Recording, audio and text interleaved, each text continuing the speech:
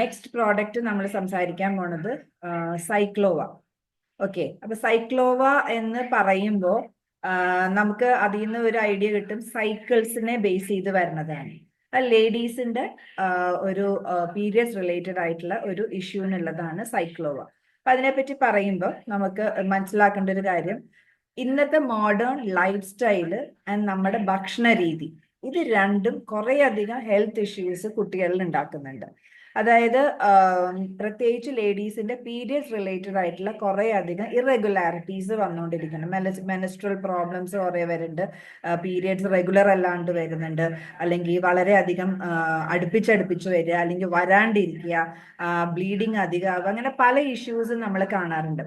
അതിൽ വളരെ ഇമ്പോർട്ടൻ്റ് ആയിട്ടുള്ള ഇന്ന് ലൈഫ് സ്റ്റൈലിനെ ബേസ് ചെയ്ത്, ഭക്ഷണത്തിനെ ബേസ് ചെയ്തിട്ട് മറ്റേ അൺഹെൽത്തി ലൈഫ് സ്റ്റൈൽ എന്ന് പറയുന്നതിനകത്ത് വരുന്നതാണ് സെഡൻട്രി ലൈഫ് സ്റ്റൈൽ. സെഡൻട്രി എന്ന് പറയുന്ന ശരീരം അനങ്ങാണ്ട് ഇരിക്കുന്ന ജോലികൾ, അങ്ങനെയുള്ള അസുഖങ്ങൾ, അങ്ങനെയുള്ള ഒരു ലൈഫ് സ്റ്റൈലിൽ കൂടെ പോയിട്ട് ഇന്ന് ഒരുവിധം എല്ലാ കുട്ടികളിലും കാണുന്ന ഒരു ഇഷ്യൂ ആണ് PCOD അല്ലെങ്കിൽ PCOS എന്ന് പറയുന്ന ഒരു സിറ്റുവേഷൻ.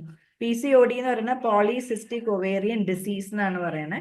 PCOS എന്ന് പറയുന്നത് പോളിസിസ്റ്റിക് ഒവേറിയൻ സിൻഡ്രോം എന്ന് പറയുന്ന ഒരു അവസ്ഥ. ഓക്കെ, ഈ രണ്ട് അവസ്ഥയാണ് നമ്മൾ ഇന്ന് കുട്ടികളിൽ കാണുന്നത്.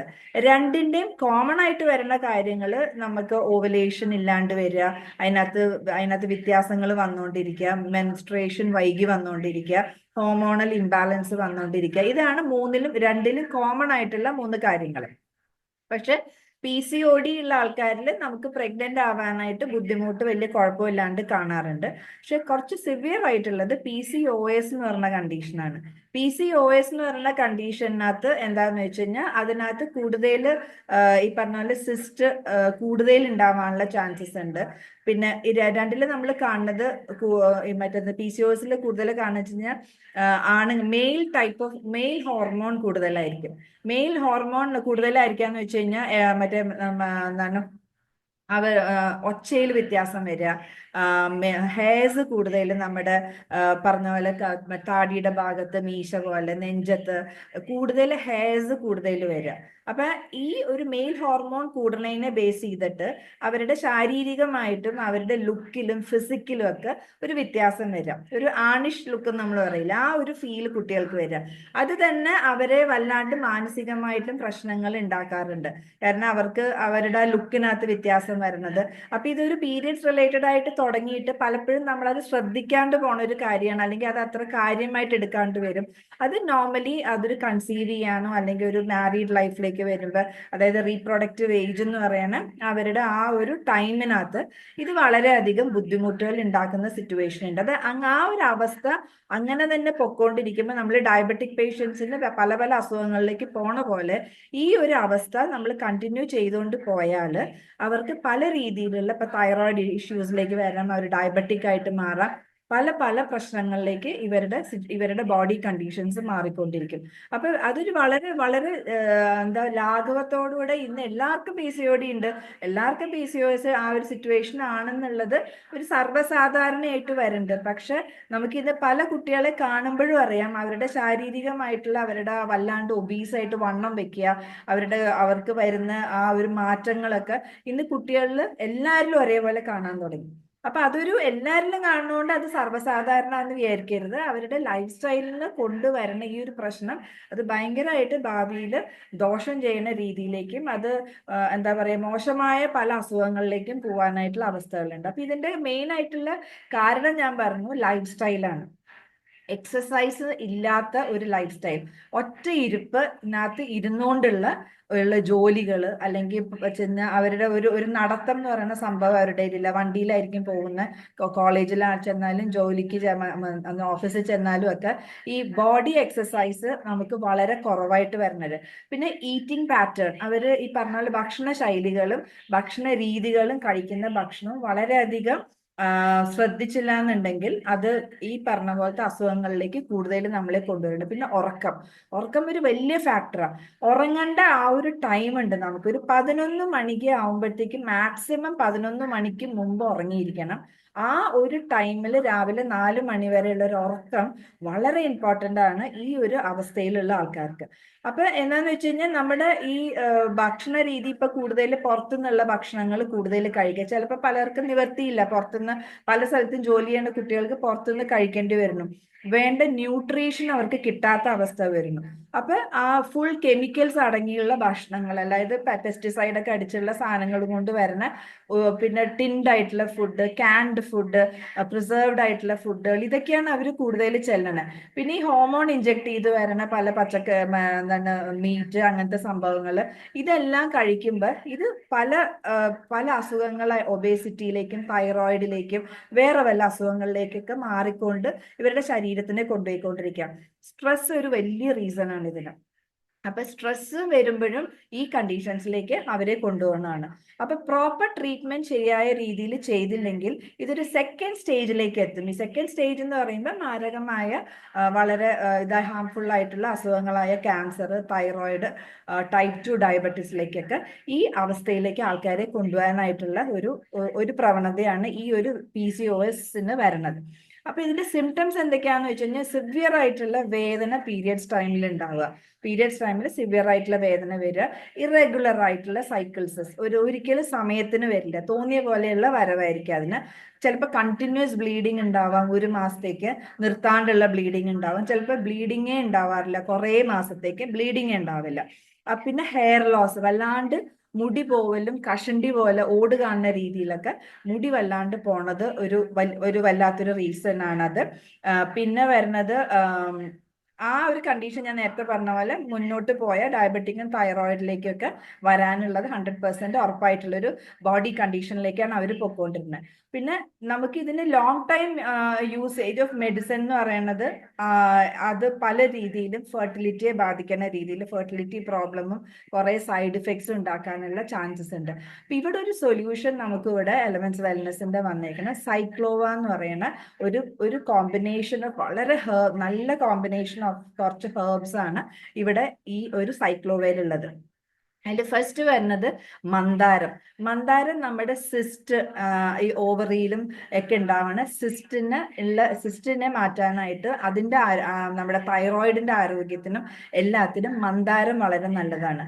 പിന്നെ ശിഗ്രു എന്ന് പറയും, അല്ലെങ്കിൽ വരുണ, ശിരീഷ എന്നൊക്കെ പറയുന്ന ഒരു 3 കോമ്പിനേഷൻ തൈറോയിഡിന്റെ പിറ്റ്യൂട്ടറി ഗ്ലാൻഡിന്റെ പ്രവർത്തനം കറക്റ്റ് ആക്കാനായിട്ട്. പിന്നെ ബ്രെയിനിന് ഒരു വലിയ റോൾ ഉണ്ട് ഈ പീരിയഡ്സ് കൺട്രോൾ ചെയ്യണതിൽ. കാരണം നമുക്ക് സ്ട്രെസ് വരുമ്പോൾ എന്തുകൊണ്ടാണ് പീരിയഡ്സ് നിന്ന് പോണതോ അല്ലെങ്കിൽ പീരിയഡ്സ് റിലേറ്റഡ് ആയിട്ട് ഇഷ്യൂസ് വരണേ? കാരണം അവിടെ നിന്ന് സിഗ്നൽ, നമ്മുടെ ബ്രെയിൻ ഒരു ഫാക്ടറാണ്. ഈ സിഗ്നൽസ് എല്ലാ ഭാഗത്തേക്കും സിഗ്നൽസ് കൊടുക്കുന്ന ബ്രെയിനിൽ നിന്നാണ്. അപ്പൊ സ്ട്രെസ് കൂടുമ്പോൾ ബ്രെയിനിനകത്ത് നിന്ന് സിഗ്നൽസ് പോവാണ്ട് നമ്മുടെ പീരിയഡ് സൈക്കിളിനെ കറക്റ്റ് ആക്കാണ്ടിരിക്കാനുള്ള ചാൻസസ് ഒക്കെ ഉണ്ട്. അപ്പൊ ഈ ഒരു കോമ്പിനേഷൻ ശിഗ്രു അല്ലെങ്കിൽ വരുണ, ശിരീഷ എന്ന് പറയുന്ന പീരിയഡ്സ് റിലേറ്റഡ് ആയിട്ടുള്ള ആ ഒരു കൺട്രോൾ ബ്രെയിനിന് കൊടുക്കാനായിട്ട് ഹെൽപ്പ് ചെയ്യണം.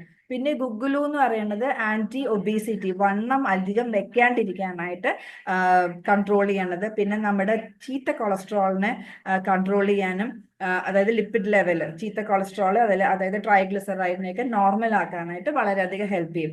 പിന്നെ കന്മദം ഉണ്ട്. കന്മദം എന്ന് പറയുന്നത് വളരെയധികം ന്യൂട്രിയൻസും മിനറൽസും അതിനകത്ത് നല്ല രീതിയിലുണ്ട്.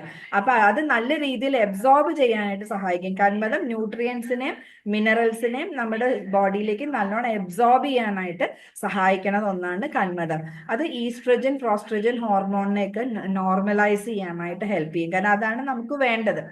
പിന്നെ കായമുണ്ട്. കായം എന്താന്ന് വെച്ച് കഴിഞ്ഞാൽ നമുക്കറിയാം, എപ്പോഴും വയറ്, നമ്മുടെ ദഹനം എപ്പോഴും കറക്റ്റ് ആയിരിക്കണം. അപ്പൊ ജഠരാഗ്നിയെ വർദ്ധിപ്പിച്ചുകൊണ്ട് ദഹനം ശരിയാക്കാനായിട്ടാണ് ഈ കായം നമ്മളെ ഹെൽപ്പ് ചെയ്യണത്.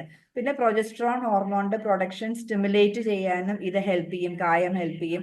പിന്നെ ഇമ്മെച്വർ ആയിട്ടുള്ള മറ്റേ പ്രസവം, ബർത്ത്, അതിനുള്ള സാധ്യത കുറയ്ക്കും ഈ കായത്തിന്റെ ഈ ഒരു മറ്റു കോമ്പിനേഷൻ വരുന്നത്. പിന്നെ വരുന്നത് പീരിയഡ്സ് റിലേറ്റഡ് ആയിട്ട് വരുന്ന വയറുവേദന, നടുവേദനയൊക്കെ കുറയ്ക്കാനായിട്ട് കായം നല്ലതാണ്. പണ്ട് നമ്മറിയാം കായം തിളപ്പിച്ചിട്ട് വെള്ളമൊക്കെ കുടിക്കാൻ തരുമായിരുന്നു വയറുവേദനയൊക്കെ വരുമ്പോൾ. അപ്പൊ ഇങ്ങനെയുള്ള കോമ്പിനേഷൻ. പിന്നെയുള്ളത് ഉലുവയുണ്ട്. ഉലുവ നമ്മുടെ മെറ്റബോളിസം കറക്റ്റ് ചെയ്യാനും കൊളസ്ട്രോൾ നോർമലൈസ് ചെയ്യാനൊക്കെ ഉലുവ വളരെ നല്ലതാണ്. പിന്നെ ശുദ്ധ കാൽസ്യം എന്ന് പറഞ്ഞാൽ അതൊരു അയൺ സപ്ലിമെന്റ് ആണ്. എനീമിക് ആവാണ്ടിരിക്കാനായിട്ടുള്ള ഒരു അയൺ സപ്ലിമെന്റ് ആണ് അത്. പിന്നെ ശതാവേരി കിഴങ്ങ് ആന്റി ഓക്സിഡന്റ് ആണ്. ഇതൊക്കെയാണ് ഇതിന്റെ ഒരു കോമ്പിനേഷൻ വരുന്നത്. ഇതെങ്ങനെ വർക്ക് ചെയ്യണമെന്ന് വെച്ച് കഴിഞ്ഞാൽ നമ്മളെ ബ്രെയിനിനെ സ്റ്റിമുലേറ്റ് ചെയ്യും. ബ്രെയിനിൽ നിന്ന് ഹോർമോൺസ് അല്ല സിഗ്നൽസ് ചെന്നാലാണ് എല്ലാ പ്രവർത്തനത്തിനും ബ്രെയിനിൽ നിന്നാണ് സിഗ്നൽ വരുന്നത്. അപ്പൊ ആ ബ്രെയിനിനെ സ്റ്റിമുലേറ്റ് ചെയ്യാനായിട്ട് ഈ എല്ലാ കോമ്പിനേഷൻസ് ഹെൽപ്പ് ചെയ്യും. തൈറോയിഡിന്റെ പ്രശ്നം പരിഹരിക്കാനായിട്ട് ഹെൽപ്പ് ചെയ്യും. സിസ്റ്റിനെ, നമ്മുടെ ഓവറീസിലൊക്കെ ഉണ്ടാവുന്ന സിസ്റ്റിനെ ചുരുക്കാനായിട്ട് അത് ഹെൽപ്പ് ചെയ്യും. ലിപ്പിഡ് പ്രൊഫൈൽ, ട്രൈഗ്ലിസറൈഡ് അങ്ങനെയുള്ളതിനെയൊക്കെ നോർമൽ ആക്കാനായിട്ട്, മൊത്തത്തിലുള്ള നമ്മുടെ ഹോർമോൺ ലെവല് ബാലൻസ് ചെയ്യാൻ വേണ്ടിയിട്ട് ഈ എല്ലാ കോമ്പിനേഷൻസും നമ്മളെ ഹെൽപ്പ് ചെയ്യും. 1-2 ക്യാപ്സ്യൂള് ഭക്ഷണത്തിന് ശേഷം കഴിക്കാനാണ് ഇവര് കമ്പനി റെക്കമെൻഡ് ചെയ്യാണ്. 6 മാസമായിട്ട് കണ്ടിന്യൂസ് ആയിട്ട് പീരിയഡ്സ് ഇല്ലാത്ത ആൾക്കാർ ഡയഗ്നോസ് ചെയ്തിട്ട് മാത്രമേ ഇത് കഴിക്കാൻ പാടുള്ളൂ. കാരണം അവർക്ക് ചിലപ്പോൾ സിസ്റ്റ് 2 ഓവറിയിലും ചിലപ്പോൾ സിസ്റ്റ് ഉണ്ടായേക്കാം. അപ്പൊ അവരൊരു ഡയഗ്നോസ് ചെയ്ത് ഒരു ഡോക്ടറിനെ കൺസൾട്ട് ചെയ്തിട്ട് അവരുടെ മരുന്നിന്റെ കൂടെ, അവർക്ക് ഡോക്ടർ കൊടുത്തേക്കണ മരുന്നിന്റെ കൂടെ ഈ സപ്ലിമെന്റ് കഴിക്കാവുന്നതാണ്. അല്ലാണ്ട് ഇത് മാത്രം വെച്ചുകൊണ്ടിരിക്കരുത്. കാരണം ഒരു രോഗാവസ്ഥയിലേക്ക് പോയിട്ടുണ്ടെങ്കിൽ ആ രോഗത്തിനുള്ള ഒരു ട്രീറ്റ്മെന്റ് എടുത്തുകൊണ്ട് അതിന്റെ കൂടെ ഇത് കഴിക്കുക എന്നുള്ളതാണ് നല്ലത്. പിന്നെ പ്രഗ്നന്റ് ആയിട്ടിരിക്കുന്ന ലേഡീസിന് നമ്മളിത് കൊടുക്കേണ്ട ആവശ്യമില്ല, അത് കൊടുക്കാൻ പാടില്ല. ഓക്കെ.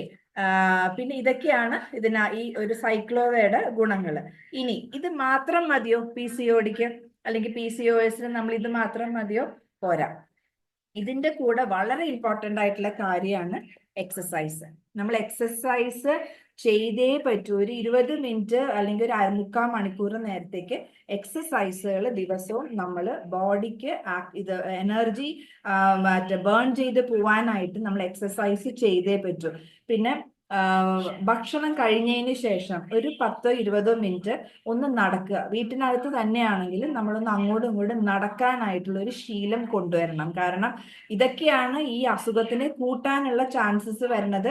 ഈ ഒന്നും ചെയ്യാണ്ടിരിക്കലാണ് ഈ അസുഖത്തിനെ സ്റ്റിമുലേറ്റ് ചെയ്ത് അതിന്റെ അവസ്ഥ കൂട്ടി കൊണ്ടുവരണം. അപ്പൊ നമ്മൾ ഒരു ഫുഡ് കഴിഞ്ഞ പോസ്റ്റ് മീൽ വാക്ക് എന്ന് പറയും, അതൊന്ന് നമ്മൾ ചെയ്യണം. വളരെ നല്ലതാണ്. പിന്നെ ഏറ്റവും കൂടുതലായിട്ട് അവർ ശ്രദ്ധിക്കേണ്ടത് ഷുഗർ വളരെയധികം കുറയ്ക്കുക, പറ്റുമെങ്കിൽ നിർത്തുക. ഷുഗർ കണ്ടന്റ് ഉള്ള ഫുഡുകൾ, പ്രോസസ്ഡ് ആയിട്ടുള്ള ഫുഡുകൾ, റിഫൈൻഡ് ആയിട്ടുള്ള പാക്കറ്റ് ഫുഡ്, ജങ്ക് ഫുഡ്സ്, ഇതെല്ലാം 100% ഒഴിവാക്കിയേ പറ്റൂ. കാരണം ഇല്ലെങ്കിൽ ഇവര് എന്ത് ചെയ്താലും അവരുടെ ബോഡി കണ്ടീഷൻസ് മുമ്പോട്ട് നല്ല രീതിയിൽ കൊണ്ടുപോകാനായിട്ട് ഹെൽപ്പ് ചെയ്യില്ല. പിന്നെ പാൽ ഉൽപ്പന്നങ്ങൾ അവര് കുറയ്ക്കണത് അല്ലെങ്കിൽ നിർത്തണതോ നല്ലതാണ്. കാരണം അവർക്ക് പാൽ ഉൽപ്പന്നങ്ങൾ ഒരുപക്ഷെ അവരുടെ ഈ ഒരു അവസ്ഥയെ സ്റ്റിമുലേറ്റ് ചെയ്യാനായിട്ട് കൂടുതൽ എന്താ പറയാ, അത് നല്ലതല്ല. അപ്പൊ പാല് ഉൽപ്പന്നങ്ങൾ, പക്ഷെ പ്ലാന്റ് ബേസ്ഡ് പാല് കുടിക്കാം.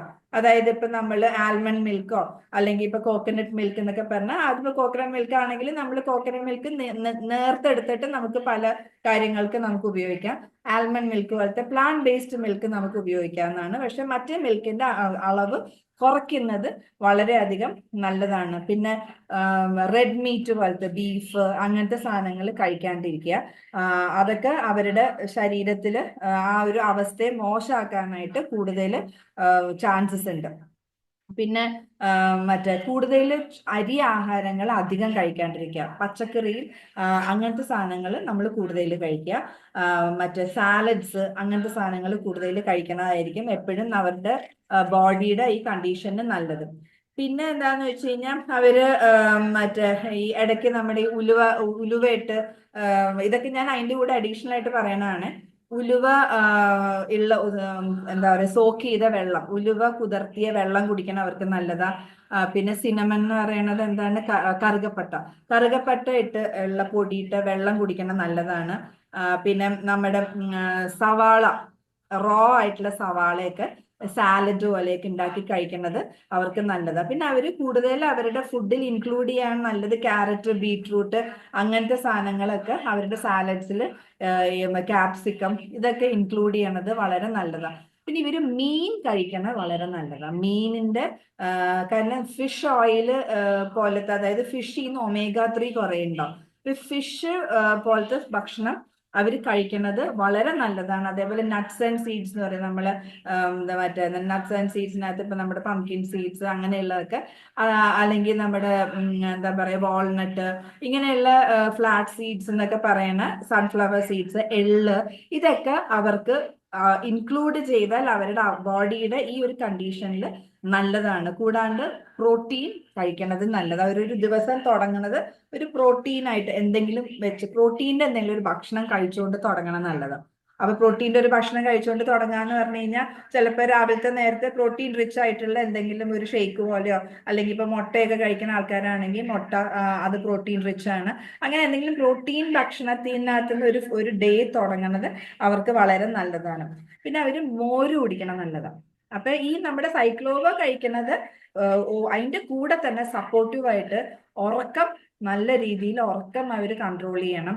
പിന്നെ ഉറക്കം കൺട്രോൾഡ് എന്ന് പറയുന്നത് ഉറക്കം കറക്റ്റ് ആക്കി കൊണ്ടുവരണം. രാത്രി നേരത്തൊക്കെ കൂടുതൽ പഠിക്കാൻ, എന്താ പറയുക, പഠിക്കാനിരിക്കുകയോ അല്ലെങ്കിൽ ജോലിയായിട്ട് ഇരിക്കുകയോ അല്ലെങ്കിൽ വെറുതെ ടി വി കണ്ടുകൊണ്ടൊക്കെ ഇരിക്കുകയാണെങ്കിൽ അതൊക്കെ നിർത്തിയിട്ട് ഒരു 11 മണിക്ക് മുമ്പ് ഉറങ്ങാം. അതിനൊരു അരമണിക്കൂർ 1 മണിക്കൂർ മുമ്പ് ഫോണോ ടിവിയോ എല്ലാം മാറ്റി വെക്കണം. കാരണം ആ ഒരു സ്ക്രീനിന്റെ സ്ക്രീനിൽ നിന്നൊന്ന് മാറണം. എന്നിട്ട് ഉറങ്ങാൻ കിടക്കുമ്പോൾ നല്ല ഇരുട്ടുള്ള മുറിയിൽ കിടന്നാൽ അവർക്ക് അവരുടെ എന്താ പറയാ ഉറക്കം കിട്ടാണ്ട് വരണതിന്റെ ആ ഒരു ഇഷ്യൂ, അല്ലെങ്കിൽ നമുക്ക് ആ ഒരു ഹോർമോൺ ഉണ്ട്, ഈ നമുക്ക് ഉറക്കം കൊണ്ടുവരുന്ന ഒരു ഹോർമോൺ ഉണ്ട്, അതിന്റെ ഉൽപാദനത്തിന് അത് നല്ലതാണ്. നമ്മൾ ഈ പറഞ്ഞ പോലെ കംപ്ലീറ്റ് ഡാർക്ക് ആയിട്ടുള്ള ഒരു റൂമിൽ കിടക്കുന്നത് വളരെ നല്ലതാണ്. അപ്പൊ ഈ ഉറക്കം വളരെ ഇമ്പോർട്ടൻറ്റ് ഫാക്ടറാണ്. പാലിന്റെ സംഭവങ്ങളൊക്കെ ഒന്ന് കുറച്ച് ലിമിറ്റ് ചെയ്ത് യൂസ് ചെയ്യുക. പിന്നെ ഈ റെഡ് മീറ്റ് അങ്ങനത്തെ സാധനങ്ങളൊക്കെ അവോയ്ഡ് ചെയ്യുക, ജങ്ക് ഫുഡ്സ് ഒക്കെ അവോയ്ഡ് ചെയ്യുക. ഇങ്ങനെയുള്ളതൊക്കെ ചെയ്ത് നല്ല എക്സസൈസ് ചെയ്യുക. നടക്കാൻ പറ്റുന്ന സ്ഥലത്ത്, സ്റ്റെപ്സ് കയറാൻ പറ്റുന്ന സ്ഥലത്ത് ലിഫ്റ്റ് ഉണ്ടെങ്കിൽ സ്റ്റെപ്സ് കയറി പോവാൻ, നടക്കാവുന്ന ഓട്ടോ വിളിച്ചൊക്കെ കുറച്ച് ഡിസ്റ്റൻസ് ഒക്കെ ആണെങ്കിൽ നടക്കാം. ബോഡി ആക്ടിവിറ്റി നമുക്ക് നല്ലോണം വേണം. ഭക്ഷണം വളരെയധികം ശ്രദ്ധിക്കണം. വൈകുന്നേരം 7 മണിക്ക് ശേഷം കഴിക്കാണ്ടിരിക്കുക. എന്നിട്ട് ഒരു 10 മണിക്കോ 10:30ക്കോ ഉറങ്ങണതിന് മുമ്പ് നമ്മുടെ ദഹനവും കഴിഞ്ഞിരിക്കും.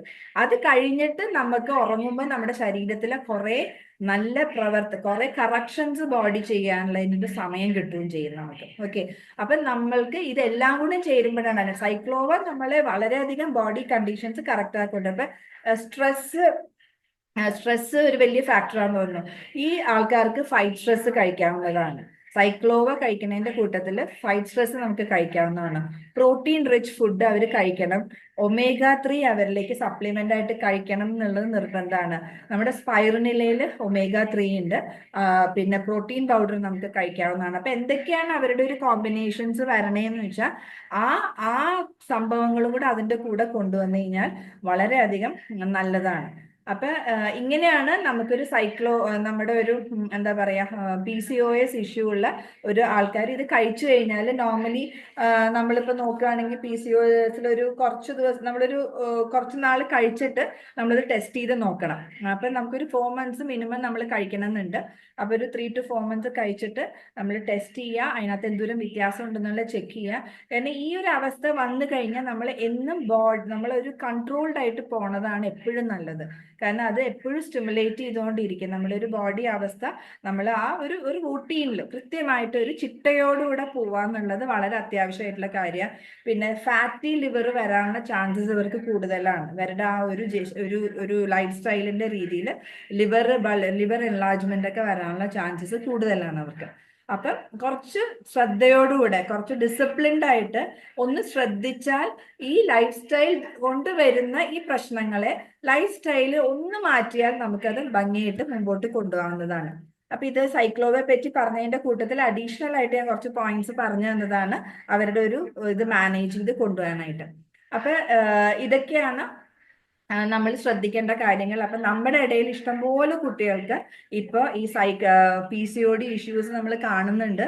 കഴിയുന്നതും നമ്മൾ ആൾക്കാരിലേക്ക് ഇതിന്റെ ഒരു എന്താ ഒരു ഭീകരാവസ്ഥ പറഞ്ഞ് മനസ്സിലാക്കണം. അത്ര നിസ്സാരമായിട്ട് അത് കാണരുത്. ഇതിന് നമുക്ക് പല രീതിയിലുള്ള ട്രീറ്റ്മെന്റ് ഉള്ളതും അത് പല രീതിയിൽ സൈഡ് എഫക്ട്സ് ഉണ്ടാവണതാണെന്നുള്ളത് നമുക്ക് എല്ലാവർക്കും അറിയാം. അത് ഗൂഗിൾ ചെയ്ത് നോക്കിയാലും അറിയാം. അപ്പൊ അതിന് ശാശ്വത പരിഹാരമായിട്ട് ശരിക്കും വേറെ ഇതിനകത്ത് ഒന്നുമില്ല. അപ്പം നമുക്കതിനെ കൺട്രോൾ ചെയ്ത് കൊണ്ടുപോകാനായിട്ട് വളരെയധികം ഈ കോമ്പിനേഷൻ ഓഫ് ഹെർബ്സ് നമ്മളെ വളരെയധികം ഹെൽപ്പ് ചെയ്യും. നമ്മുടെ ലൈഫ് സ്റ്റൈലും കൂടെ അതനുസരിച്ച് കൊണ്ടുവന്ന് നമ്മുടെ സൈക്ലോവയും കൂടെ ചെല്ലുമ്പോൾ ഒരു 99% അവരിൽ മാറ്റം വരും. സൈക്ലോവ മാത്രം കഴിച്ചാൽ മാത്രം പോരാന്ന് ഞാൻ എടുത്തു പറയാൻ. അവര് പിന്നെയും പഴയ പോലെ വലിച്ചുവാരി കഴിക്കുക, തോന്നിയ സമയത്ത് ഉറങ്ങുക, തോന്നിയ സമയത്ത് എന്താ പറയാ ഒരു രീതിയിലും എക്സസൈസ് ഒന്നും ഇല്ലാത്തൊരു ജീവിത രീതിയാണെന്നുണ്ടെങ്കിൽ സൈക്ലോവ മാത്രം കൊണ്ട് യാതൊരു കാര്യവുമില്ല. അതിന്റെ കൂടെ ഇതും കൂടെ കൊണ്ടുവന്ന് കഴിയുമ്പോൾ ഭയങ്കരമായിട്ട് പെട്ടെന്ന് നമുക്ക് റിസൾട്ട് കാണാവുന്നതാണ്. ഇല്ലെങ്കിൽ കുറച്ച് സമയം എടുക്കും, പക്ഷെ 100% റിസൾട്ട് കിട്ടിക്കൊള്ളണമെന്നില്ല. അപ്പൊ എല്ലാവരും നമ്മുടെ കൂടെ ആരെങ്കിലും ഒക്കെ മറ്റേ PCOD ഇഷ്യൂസ് ഉള്ള ആൾക്കാരുണ്ടെങ്കിൽ മാക്സിമം അവർക്ക് ഒന്നില്ലെങ്കിൽ വീഡിയോ അയച്ചു കൊടുക്കുക, ഞാൻ വീഡിയോ ഷെയർ ചെയ്യാൻ ഗ്രൂപ്പിൽ, എന്നിട്ട് അവർക്ക് വേണ്ട രീതിയിലുള്ള ഗൈഡൻസും കൊടുത്ത് അതിൻ്റെ കൂടെ നമുക്ക് മറ്റേ വുമൺ കമ്പാനിയനും കൂടെ കഴിക്കാം. വുമൺ കമ്പാനിയന് സൈക്ലോവയുടെ ഒരു കോമ്പിനേഷൻ കൊടുത്തു കഴിഞ്ഞാൽ PCOD ഇഷ്യൂസ് ഉള്ള ആൾക്കാർക്ക് അവരുടെ ആ ഒരു സൈക്കിൾ പീരിയഡ്സ് റിലേറ്റഡ് ആയിട്ടുള്ള എല്ലാ ഇഷ്യൂസിനും ഒരു പരിഹാരമായിട്ട് മാറുന്നതാണ്.